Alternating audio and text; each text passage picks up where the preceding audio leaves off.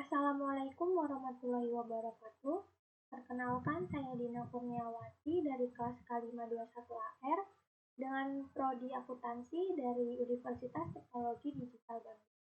Di sini pada kesempatan kali ini saya akan sedikit menjelaskan tentang sistem pengendalian intern. Yang pertama ada definisi pengendalian intern. Dalam teori akuntansi dan organisasi, pengendalian intern atau kontrol intern didefinisikan sebagai suatu proses yang dipengaruhi oleh sumber daya manusia dan sistem teknologi informasi yang dirancang untuk membantu organisasi mencapai suatu tujuan atau objektif tertentu. Sistem pengendalian intern meliputi struktur organisasi, metode, dan ukuran-ukuran yang dikoordinasikan. Fungsi sistem pengendalian intern yaitu untuk menjaga kekayaan organisasi, mengecek ketelitian dan keandalan data akuntansi, mendorong efisiensi, dan mendorong dipenuhinya kebijakan manajemen. Lalu berikutnya ada jenis pengendalian intern. Menurut tujuannya, sistem pengendalian intern dibagi menjadi dua, yaitu sistem pengendalian intern akuntansi atau internal accounting control dan pengendalian intern administratif atau internal administrative control.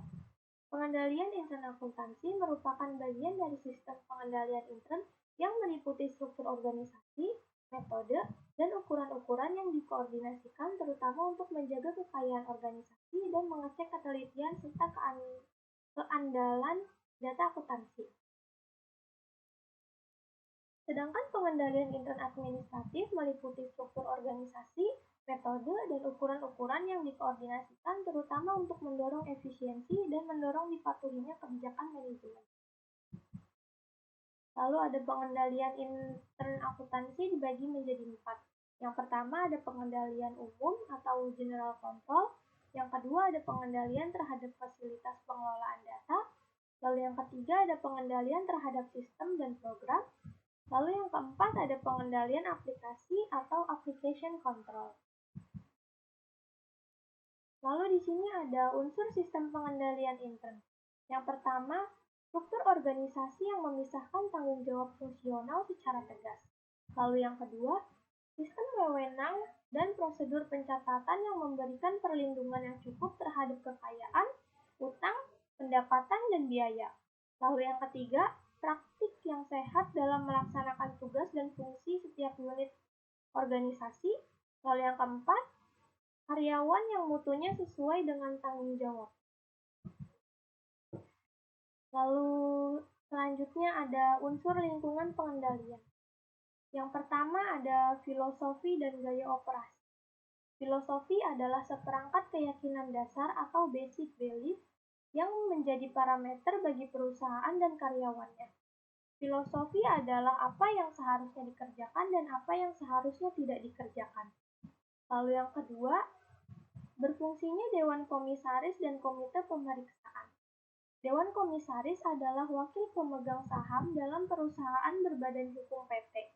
Dewan ini berfungsi mengawasi pengelolaan perusahaan-perusahaan yang dilaksanakan oleh manajemen atau direksi. Lalu unsur lingkungan pengendalian yang ketiga yaitu metode pengendalian manajemen. Metode pengendalian manajemen merupakan metode perencanaan dan pengendalian alokasi sumber daya perusahaan dalam mencapai tujuan perusahaan. Lalu yang terakhir, kesadaran pengendalian. Kesadaran pengendalian dapat tercermin dari reaksi yang ditunjukkan oleh manajemen dari berbagai jenjang organisasi atas kelemahan pengendalian yang ditunjuk oleh akuntansi intern atau akuntansi publik.